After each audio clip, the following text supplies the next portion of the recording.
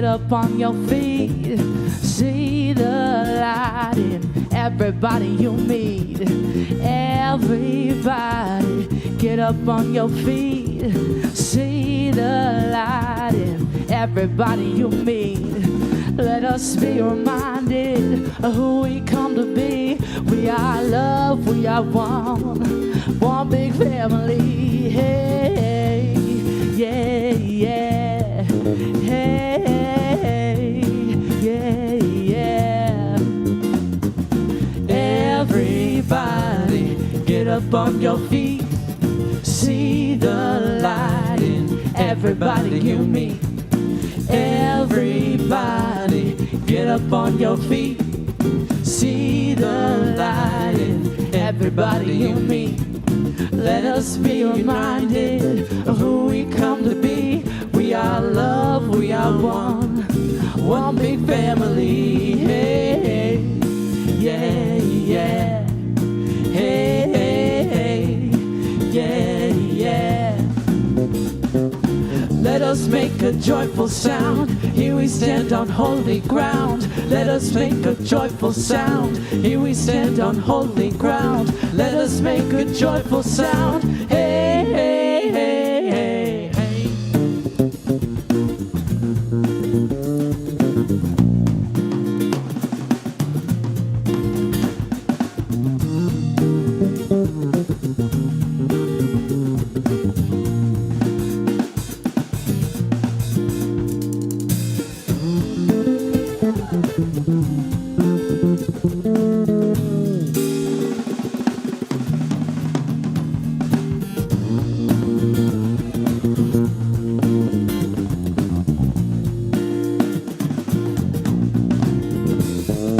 Everybody, get up on your feet. See the light in everybody you meet. Everybody, get up on your feet. See the light in everybody you meet. Let us be reminded of who we come to be. We are love, we are one big family. Hey, hey, yeah, yeah. Hey, hey, hey, yeah, yeah. Hey, hey, hey.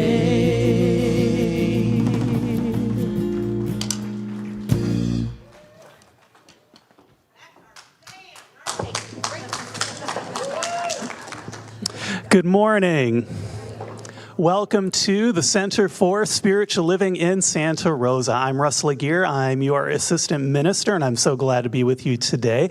And can we give some more love to our incredible band? I love that we get not just a bass solo, but also a drum solo in the same song. When the truth is often in the eye of the beholder, how do we find our way to reality? And this is a pressing question that many struggle with, and it's a question that the science of mind, our teaching, is uniquely suited to answer. And that's because the practices within our teaching reveal the truth of who we are, that we are whole and complete just as we are. And it's that truth that lifts the veil of fear and doubt that so often clouds our reality. So whether you're in the room or you're watching online, please know that you are very welcome here, where we deepen our understanding of the truth by honoring equity, diversity, and inclusion. Now, please join me in reading out loud our mission. The Center for Spiritual Living is a spiritual community that promotes global transformation through personal transformation. Our purpose is to awaken humanity to its spiritual magnificence. We are motivated by a compelling global vision that inspires us to bring the gifts of compassion, integrity, and loving kindness to the world through our programs and teaching. Together, we're helping create a world that works for everyone. And we work towards this world that works for everyone through our 5 spiritual practices here at our center. And will you please read those with me? Spiritual study, affirmative prayer, meditation, selfless service, spiritual circulation. Last Tuesday was Veterans Day, and today we would like to honor the service, dedication, and valor of generations of Americans who have answered the call to serve. While we can never fully repay the debt we owe our veterans, we can honor their service by taking a moment to acknowledge and express gratitude for them. So whether you're attending the service here in the sanctuary or you're watching online, if you are a veteran, we recognize you with appreciation for your service and ask that you stand as you are able so that we can acknowledge you.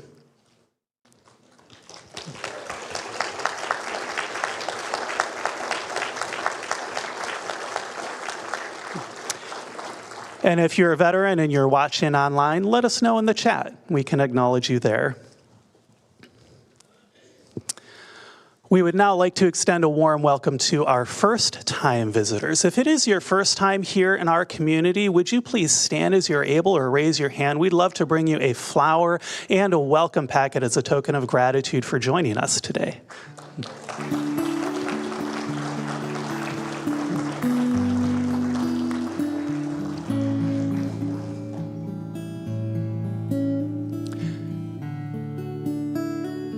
And if you're watching online, let us know there too, and we can acknowledge you.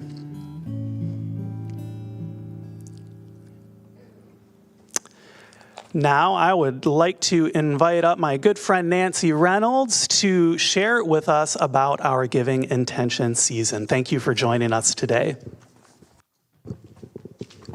Thank you, Reverend Russ. Good morning. Well, it has been my pleasure to be your spokesperson for this year's Giving Intention season for the center.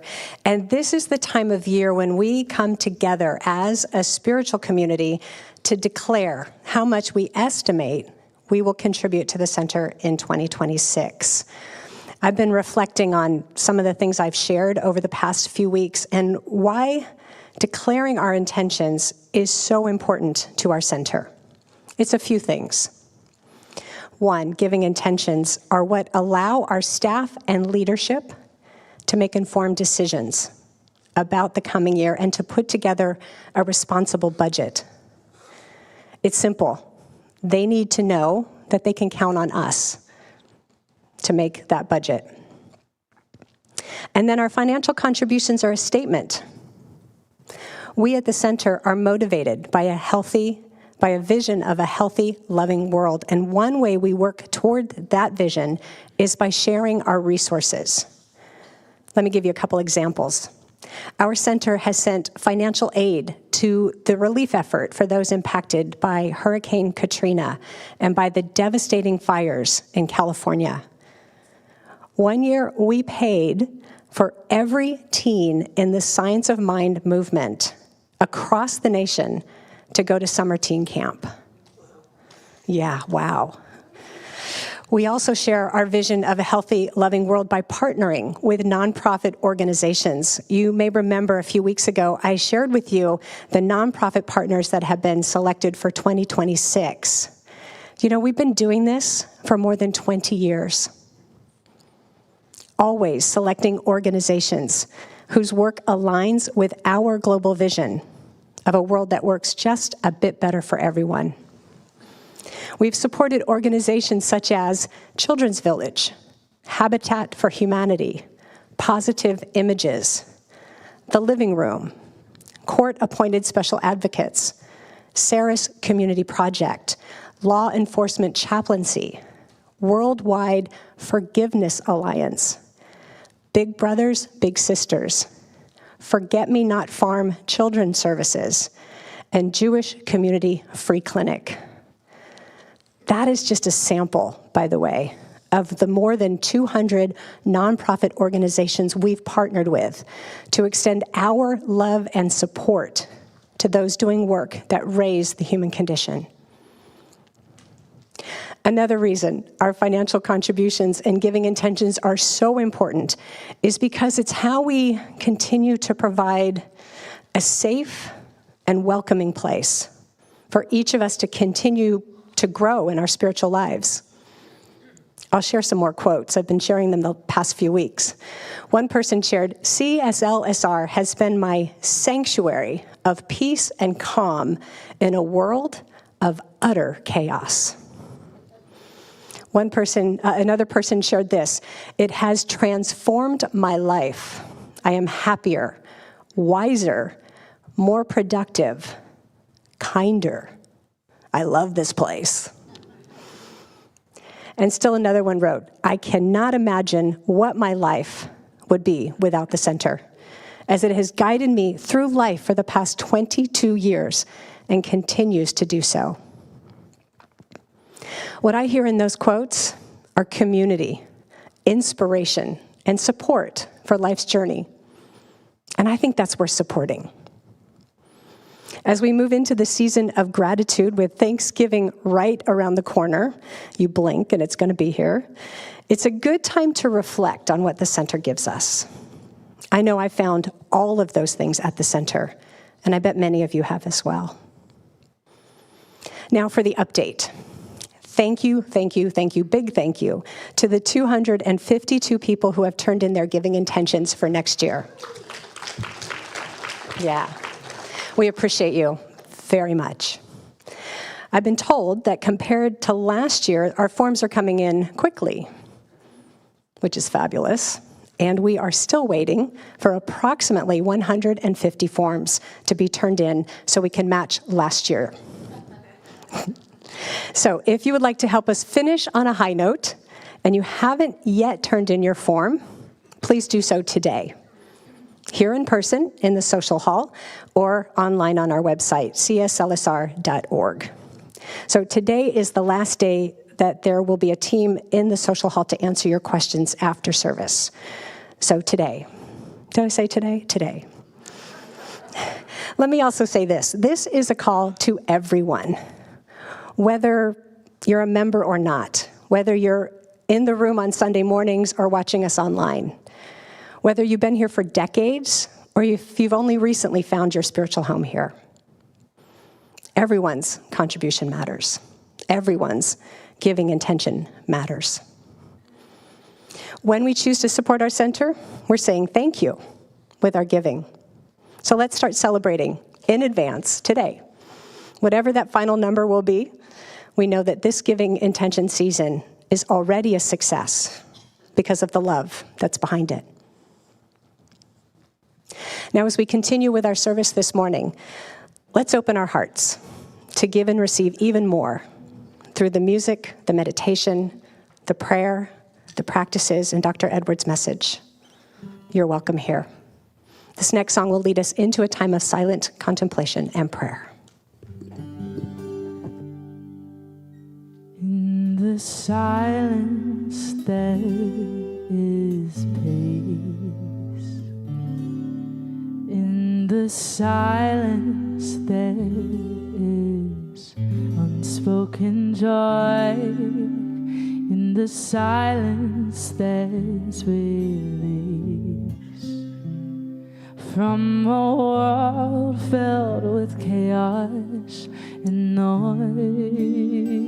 So I wake to these precious moments when I hear all that could never be said, and right here in this holy silence I find God, I find myself.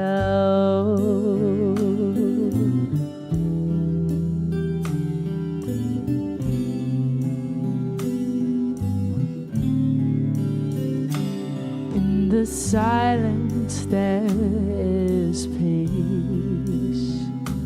In the silence there is unspoken joy.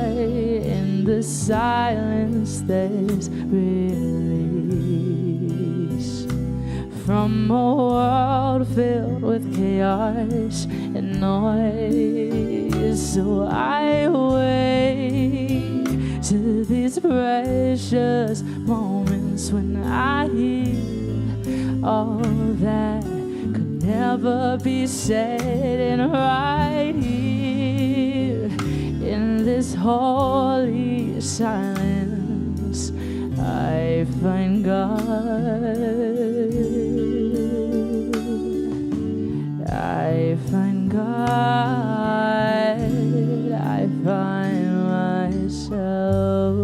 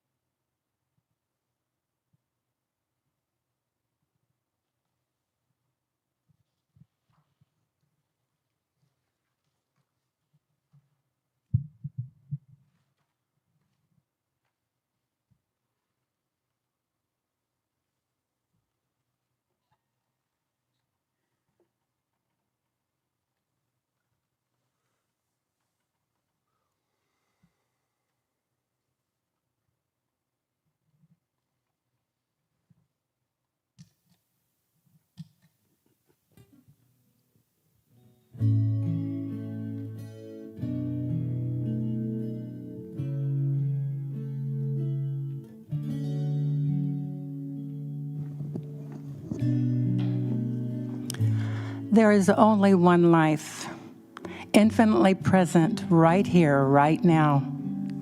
It is spacious. It is expansive. It is the one source, the one power, the one creative energy from itself, which creates individual expressions of itself, uniting one with the divine and one with each other, making one whole, complete being of oneness in this universe and beyond.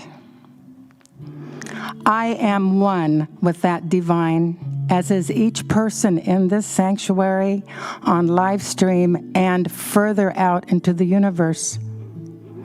Each of us, given the gift of humanness, given the gift of being diverse, being the gift of loving community, walk through this world, sharing who we are, diverse, different, representing different things, and yet being oneness.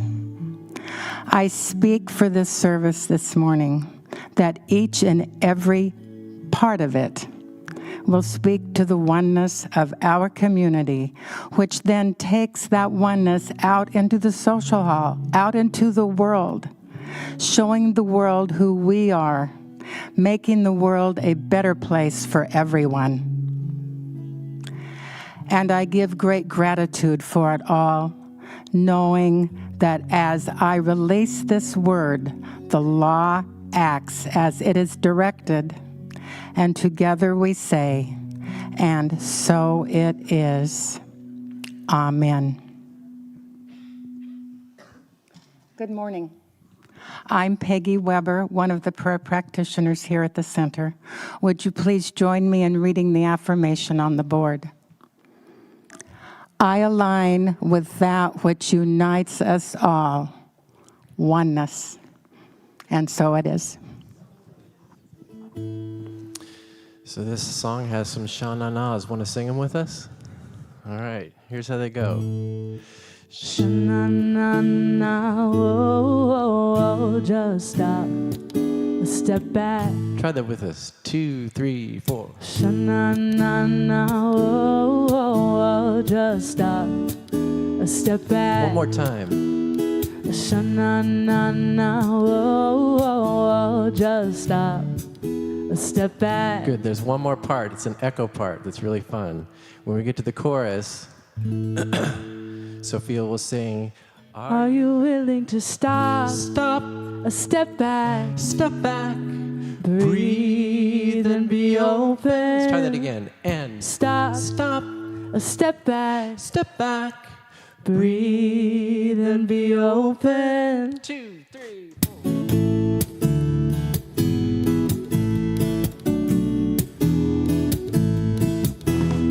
Sha-na-na-na, whoa, whoa, whoa, just stop, a step back. Sha-na-na-na, whoa, whoa, whoa, just stop, a step back. I was struggling with a mighty problem. It kept me up half the night. The more I try to overcome it, the harder I seem to fight. So I asked a friend for help to solve it, something to give me an edge. But instead of joining the battle, this is what she said. Are you willing to stop? Stop, A step back, step back, breathe and be open. Stop, stop, a step back. Let the Spirit guide your way. Are you willing to hold a place of not knowing what is next? Oh, stop, step back, breathe and be open. Sha-na-na-na, whoa, whoa, whoa, just stop, step back. Sha-na-na-na, whoa, whoa, whoa, just stop, step back. I said this all sounds a little bit crazy. Why would I just wanna quit? She said it's more like surrender. There's nothing for you to fix. In fact, there's not even a problem, though you believe that it's true. And if you take some time to rest your mind, the answers will come through. Are you willing to stop? A step back, breathe and be open. Stop, a step back. Let the Spirit guide your way. Are you willing to hold a place of not knowing what is next? Oh, stop, step back, breathe and be open. Well, you can bang your head against a wall over and over. You'll only damage your brain. But if you keep expecting the wall to fall down, that's a little something that just might be called insane. Are you willing to stop? Step back, breathe and be open. Stop, step back. Let the Spirit guide your way. Are you willing to hold a place of not knowing what is next? Oh, stop, step back, breathe. Oh, stop, step back, breathe. Oh, stop, step back, breathe. 2, 3, 4. Sha-na-na-na, whoa, whoa, whoa, just stop, step back. Sha-na-na-na, whoa, whoa, whoa, just stop, step back.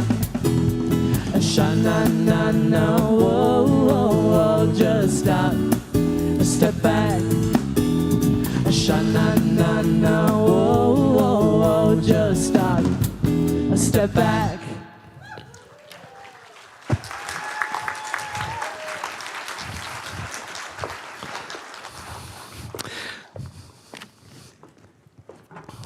Thank you very much, Sophia, and the gentlemen of the band, and good morning to you.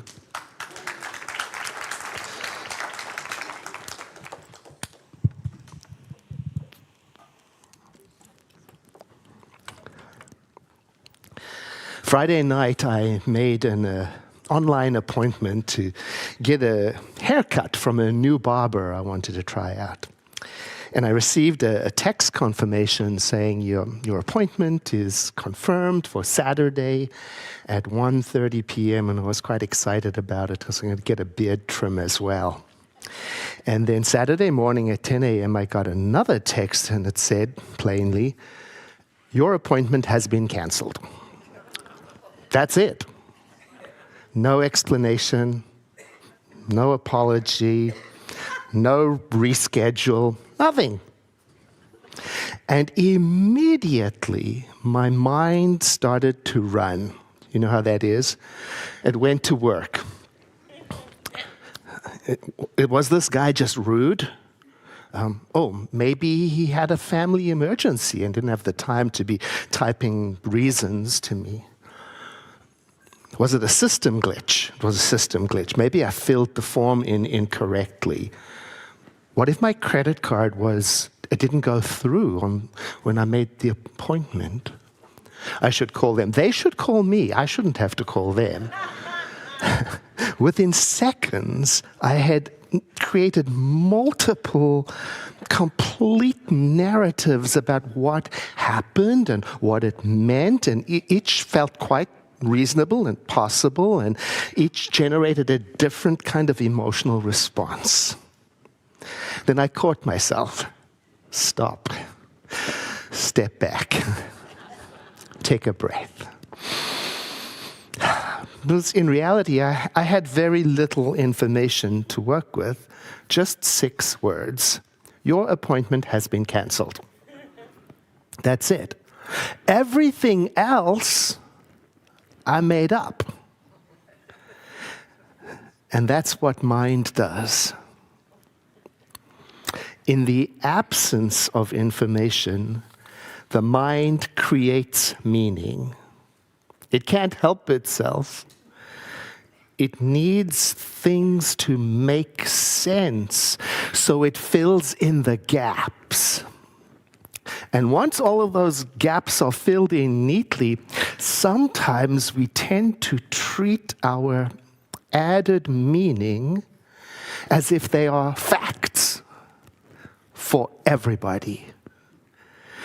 And that's what we're exploring today, how mind creates meaning, and how easy it is to mistake interpretation for reality. And also what becomes possible when we hold it a little lightly and we learn to tell the difference between opinion, fact, and spiritual truth.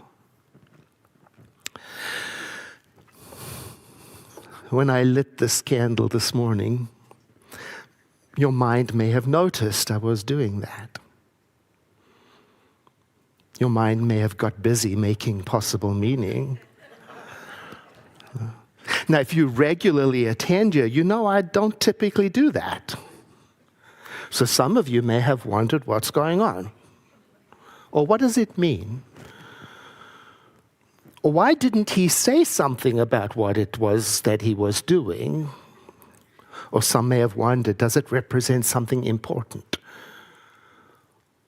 Or some may have liked the ambiance that it created, and others may have felt distracted by the unexplained event. And here's what's interesting. It's just a candle. Minds are beautiful. Our minds can typically not leave things as they are. They cannot let things be without adding an explanation.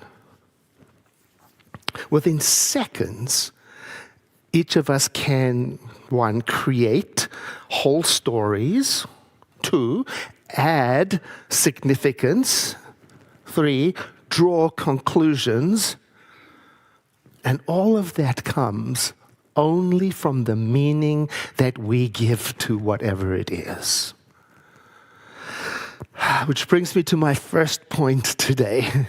Your mind is a meaning-making machine. And your mind is magnificent, it says in the scriptures. it's also relentless. It takes in data every moment of every day and immediately starts constructing meaning, by asking such things as what happened, or what does it mean, is it safe, will it happen again, can I control it, and so on. This is what mind does. Because it's sorting things out from a vast amount of data. It's trying to create order from chaos. It builds stories just from fragments, and it can do so very, very quickly. Here's how it works. Number one, we start with observable reality, the data that is available. But because you and I can't possibly process everything that is available, number two, what we do is we select certain details to focus on.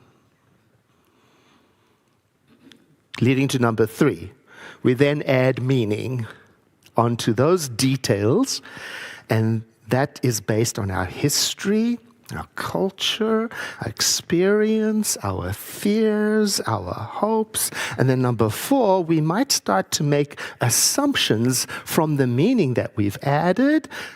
By number five, drawing conclusions that often turn into 6, beliefs. And then those beliefs, 7, guide our actions as if they were facts. And the whole process happens in seconds, often without noticing it. It's known as the ladder of inference. Here's an example given to us by Claudia Rankine, poet and also a MacArthur fellow, highly celebrated creative person. She describes walking down the street and watching someone clutch their purse a little tighter as she approaches. In that instant, Claudia selects the data, purse clutched. Then she adds meaning to it. They're afraid of me. She makes assumptions. It's because of my race. She draws conclusions. I'm seen as a threat. And now she carries that belief, as she explains, into her next interactions. But here's the thing. Maybe that person was clutching their purse because they felt it slipping. Or maybe they had been pickpocketed last week, and now they're clutching everything a little tighter. Or maybe they weren't even aware that they did that. Claudia explains that her interpretation is understandable given the history and lived experience that she moves through, and still she realized that what was happening, the data was just that a hand moved. That's it. And like with the candle, everything else was her interpretation. We do this probably every single day. It's automatic. For example, maybe you can find yourself in this example. Your mind sees your partner's face and decides how they feel before they even say a word. Or your mind hears a certain tone in somebody's voice or email and begins to create a narrative about their personality and intention. Or you read a troubling headline and your mind starts projecting it onto the whole world forever and ever.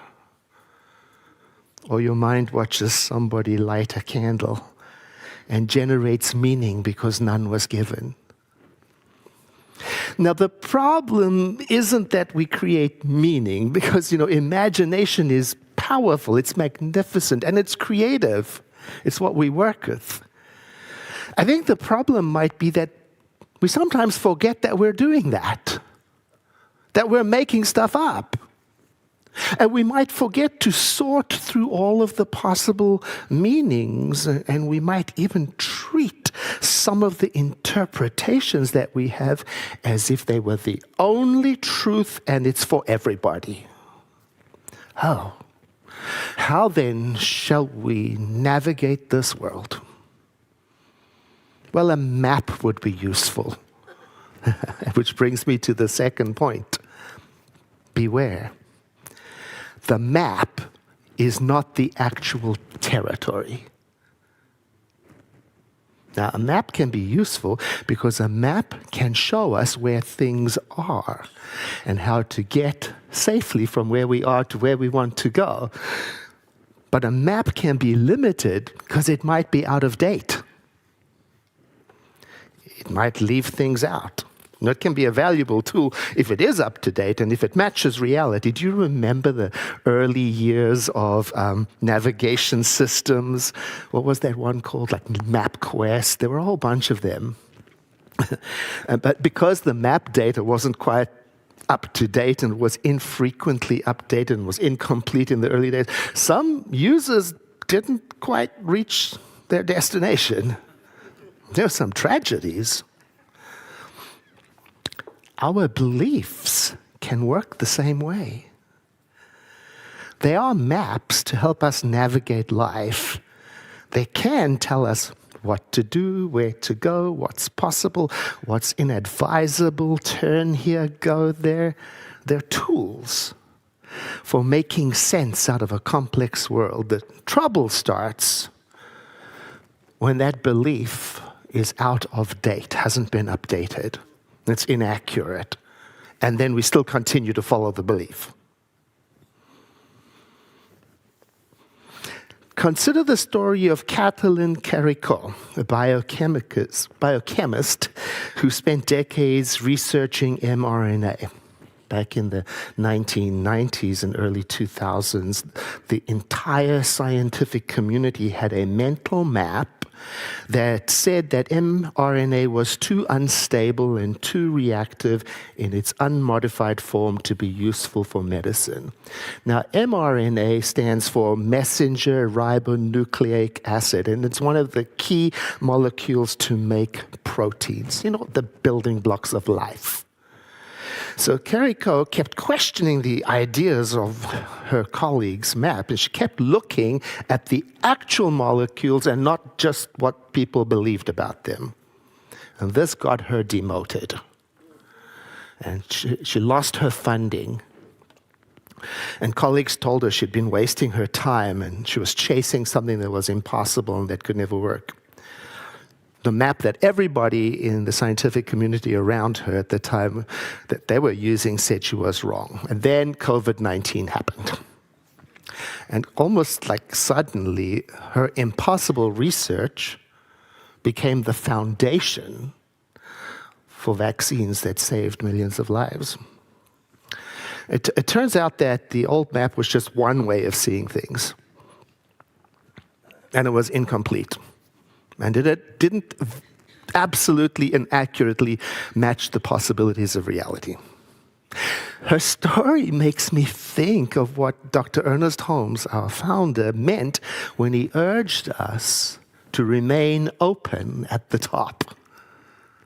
He knew we needed maps to live this spiritual life in the form of belief system, and he also knew that out-of-date maps, out-of-date belief systems could become prisons.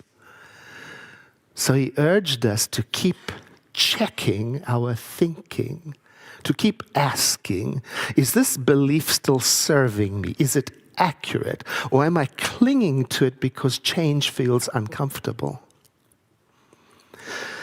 Don Miguel Ruiz, he puts it another way in his third agreement. Do you know which that is? Don't make assumptions. That's right. Which in science of mind language would be something like examine your thinking on an ongoing basis. Question your belief. Question the map. Make sure that what you are using to guide your life stays updated, fresh, and real. You see, a belief is a thought that is accepted to be true, whether or not it's accurate. And when a belief is never examined, well, it can be like navigating using one of those old navigation systems. It's never been updated. What could go wrong?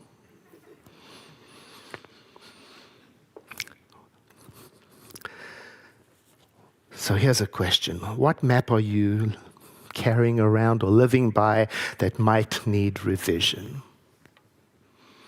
Well, it brings me to point number 3. It takes courage to revise and to relearn. Yeah, and if this feels unsettling, by the way, that's natural, and there is good news.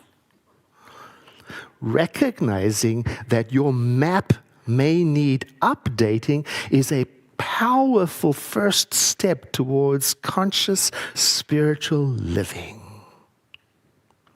Changing or updating the map or belief, well, that takes time and it takes courage, and those are qualities we each have, even when they may feel far away. Let me tell you a well-known story about Megan Phelps Roper. She grew up in a church, and from childhood she was taught that the beliefs of this church were the absolute truth, divine truth. And she believed what she was taught was completely divinely imparted.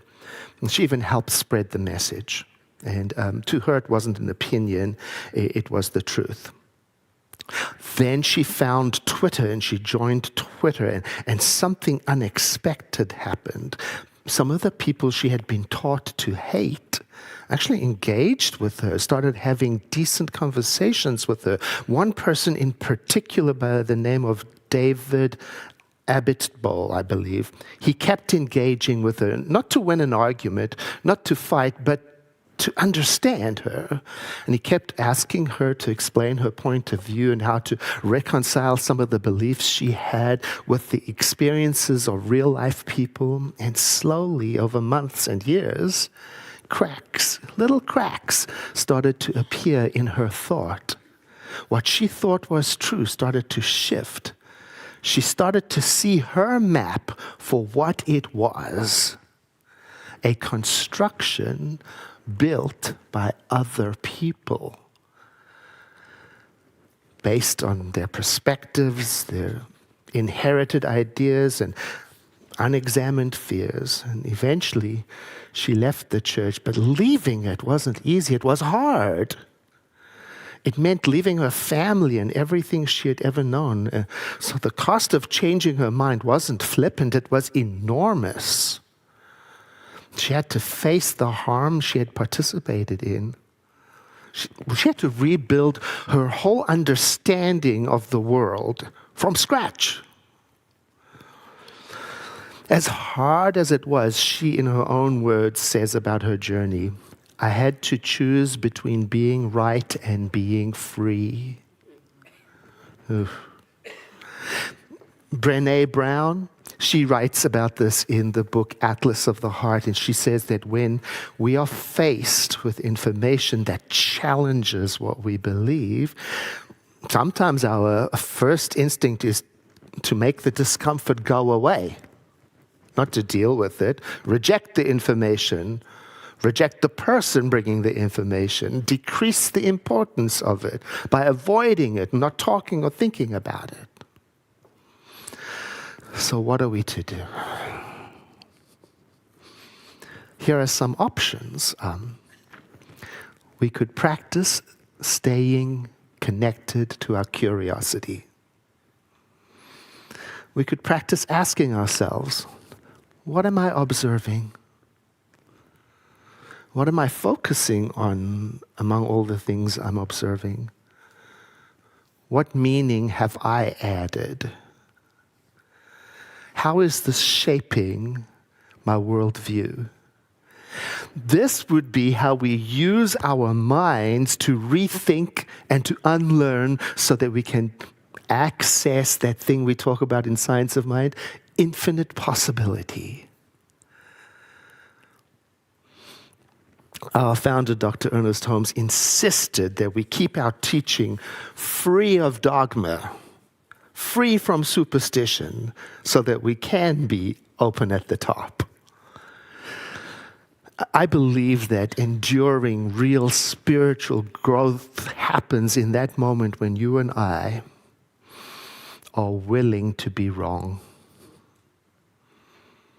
When we can hold our beliefs lightly enough to examine them through the filter of somebody else's eyes. When we can say, I used to think this, but I'm exploring thinking something else. So here is where I'm landing with it. We have opinions, facts, and spiritual truth. An opinion is something personal. It's my perspective. It's shaped by my experience and preferences. It doesn't require evidence for it to be valid for me. And it often doesn't apply to everybody else. A fact is something that can be verified, supported by evidence, for example. Or let's say it's observable, it's testable, measurable. Now, facts can evolve, or shall I say our understanding of facts can evolve as we learn more, but they tend to be anchored in reality. And spiritual truth, well, this is a little trickier. These are foundational principles I choose to guide my life, such as oneness, such as the creative power of mind, such as love being the fundamental force of the universe. So to me, these are ideas I try to base my life on. And here's the honest part. Someone else might hold completely different spiritual truths. A Buddhist might find truth in non-attachment. A Christian might find it in grace. An atheist might find it in the material universe. And this is one of the reasons I'm so excited about next year's theme for 2026, in which we will study a different faith tradition every month. So back to what makes something a spiritual truth for me rather than an opinion or a fact. Maybe it's this. Spiritual truth is the ground we stand on. They shape how we see everything. We live from it as best we can. Now, I can't prove oneness to you in the same way that I can prove water boils. But I can live as if we're interconnected as best as I can and watch how that plays out. That's the difference. It's got something to do with staying open at the top. Now, this week I'm inviting you to try something. When somebody challenges a belief you hold dear, before you defend it, stop. Step back. Pause. Breathe. Remember that phrase. My mind is a meaning-making machine. And ask yourself, is this meaning I'm about to make verifiable? Is it an opinion? And I may be entitled to hold it, but is it due for updating? Or is it something deeper that connects me to my spiritual nature, that allows me to stay tuned into my curiosity? Is it something that guides me to live a wholesome, healthy, harmless life?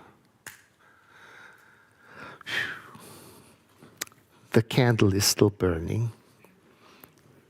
It hasn't changed. But perhaps we can now create even more meaning for it according to our pleasure.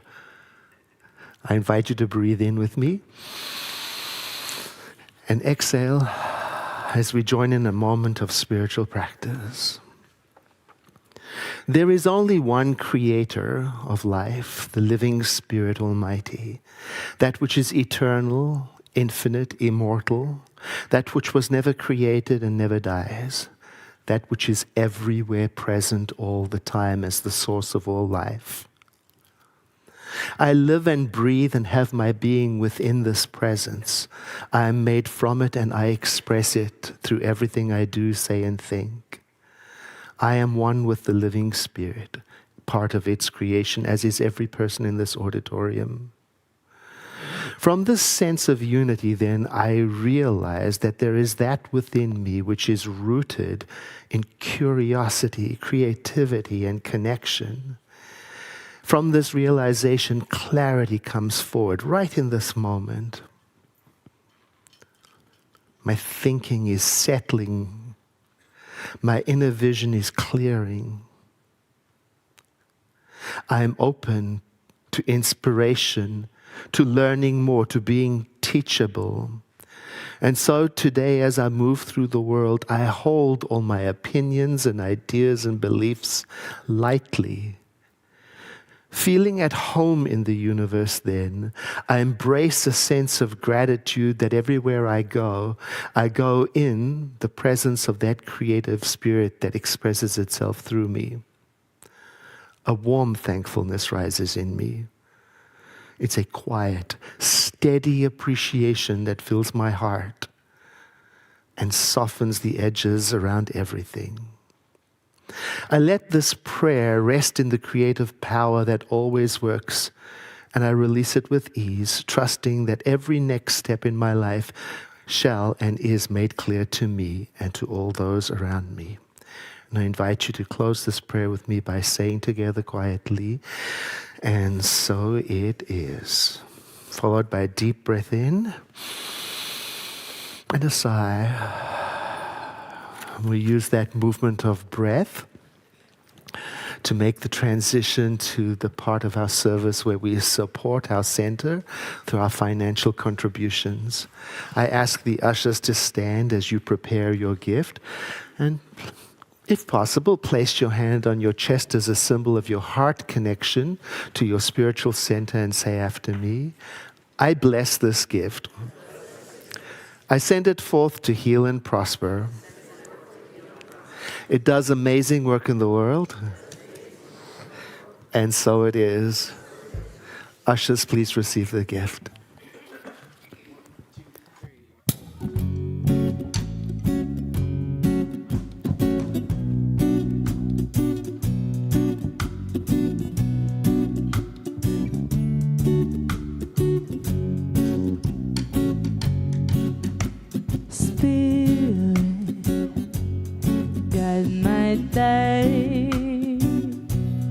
Open my heart to live your way. Teach me to hear your voice. Open my mind to the freedom of choice. Spirit, guide my day. Open my heart to live your way.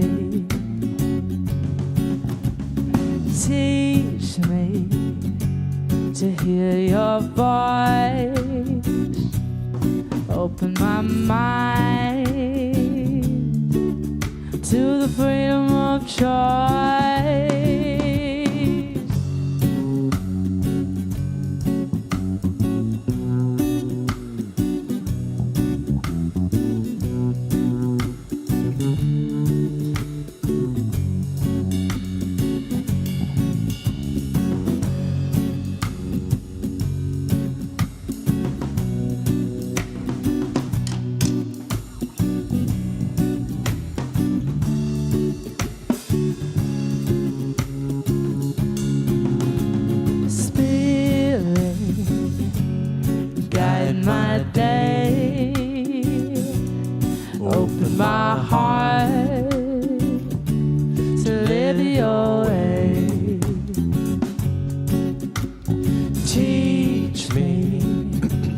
to hear your voice.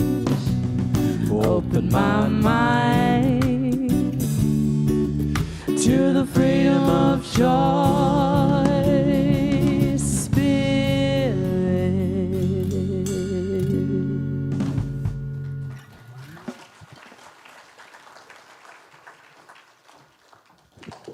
Thank you again for all of the gifts that you share with us. And can we thank our band as well? Now, I have a quick confession for you. I'm the one who recommended that barber to Dr. Edward. So I was also making up some meanings in my mind. Now, I have a question for you. Have you received your Thanksgiving intention cards from last year? You have. Well, I got mine as well, and I have to say it was so much fun to see the intentions that I set last year. And they reminded me of where I wanted to go then, and also they reminded me of how far I've come. And this is what's in store for you next Wednesday, November 26th at 7 p.m., because it's our Thanksgiving Eve service, and that's where we set our Thanksgiving intention cards. Through the power of music and an inspirational message from Dr. Edward and the gratitude that we cultivate here together in community, we're going to gather and we're going to plant the seeds of joy and hope for the years to come. So please join us for that. Now, I've had the privilege of hosting many potlucks here at our center, and every time that I'm in one of those potlucks, I'm so amazed by the variety of food that's shared. But more than that, I am touched by the love and the connection that I see each of us share with each other as we break bread together. And that's why I'm glad that our Thanksgiving Day potluck is happening at 1 p.m. on the 27th, because I know there will be incredible food and there will be incredible people. So come join us and share the warmth and love of our Thanksgiving feast. And by the way, you don't have to bring a dish, but if you would like to bring a dish, let us know. You can do so on our website, and we also have a sign-up sheet at our info desk. Now, I have another question for you. Have you ever walked into an art gallery and felt yourself pulled into the imagination that was all around you? Have you ever held in your hand something that was meticulously crafted, something that was so clearly built with love and intention? I know that arts and crafts have the power to communicate to us in a way that words seldom can. And that's what you can experience right here at the center on Saturday, December 13th, because it's our Arts and Crafts fundraiser. And did you know over 60 artists and crafters have generously donated their works to help support this fundraiser?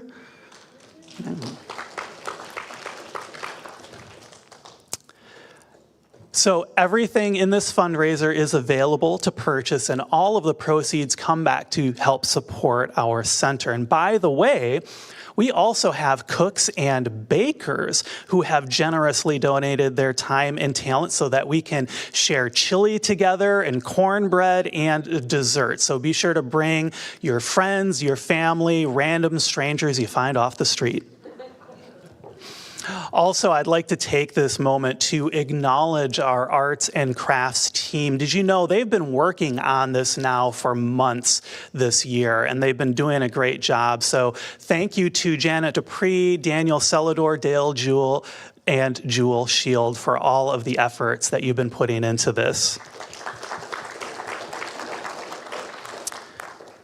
Now, I'd like you to take this moment to tap into your imagination and picture in your mind's eye the colorful lights of our holiday tree. Imagine the warm presence of your friends sitting next to you. Feel the inspiration in your heart from a message from Dr. Edward and beautiful music from Christopher Fritchie and a guitar meditation from me. Bask in the freedom that comes from letting go of the burdens of the past while embracing hope for the future. How does that feel?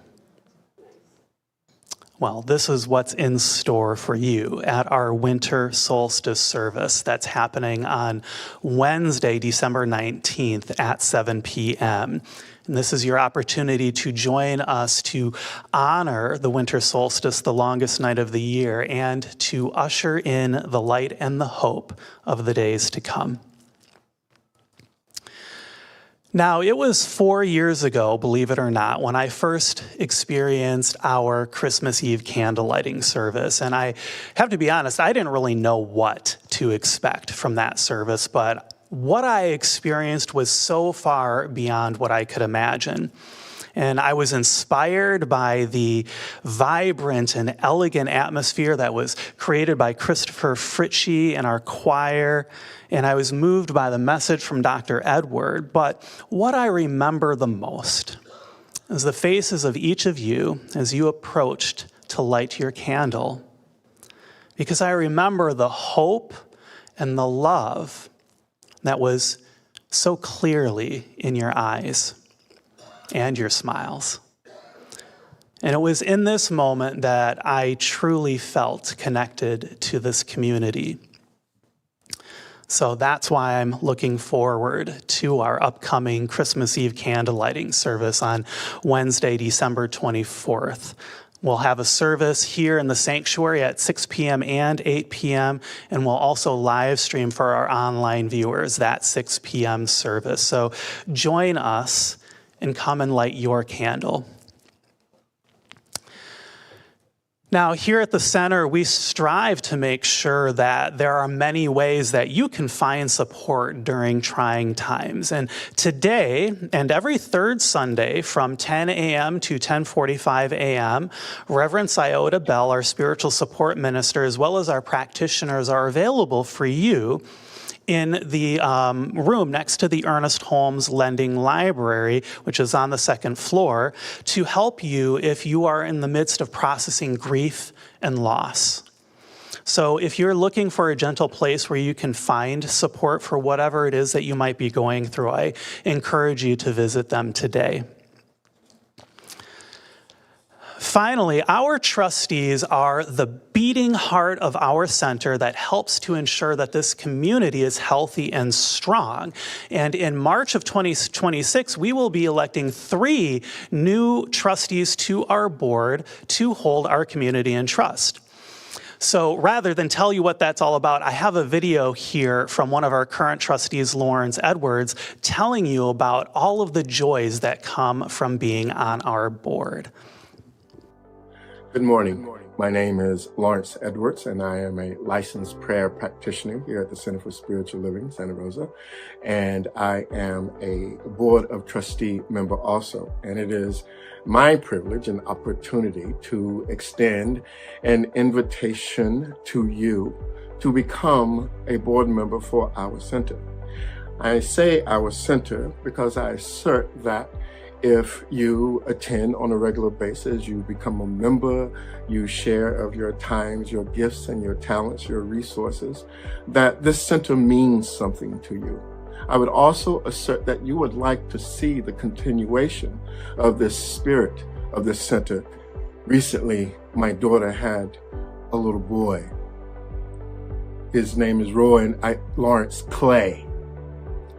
And because of his birth, it has caused me to look at life a little bit different. It makes me think about what is the world that I want to leave for him.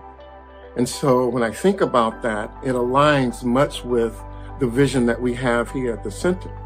So if you, like me, would love to see the spirit of this community continue to blossom, I ask that you would consider becoming a board member for our center. Now, you may be thinking, I don't have the time. Hold on. You may be thinking, I am too busy. Oh, Well, hold on. You may be thinking, I have so much to do. I got work. I got children. I can't see how to fit it in. Hold on. You may be thinking, my life is not in order enough to be on anybody's board. Well, I got you beat there. I laid that one down. If you have any concerns, any questions, please go out to the table where there are board members that will be standing there and are willing and open and will lovingly answer any of your questions, to handle any of your concerns. Maybe you're thinking, I'd love to, but now is not the time. Go anyway and have a conversation, because I believe if you're here, if you're listening to this, there is something in your heart that lives here that you want to see continue. So join me. Thank you. Thank you, Lawrence, for the good work that you're doing on our board. And as Lawrence mentioned, if you're looking for more information, we have flyers at our info desk. We also have our trustees are here today, and you can ask them all about what it means to be a trustee here. So that's all that I have for you today. Thank you so much for being part of our community, but please know the community does not need to end today. You can join us on every Wednesday at 7 p.m. for our Wednesday evening service. So have a wonderful week.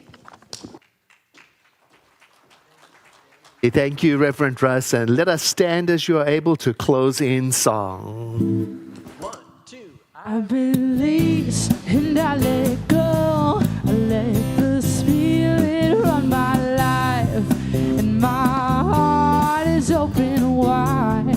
Yes, I'm only here for God. No more struggle, no more strife.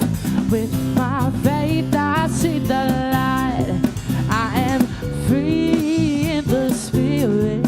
Yes, I'm only here for God.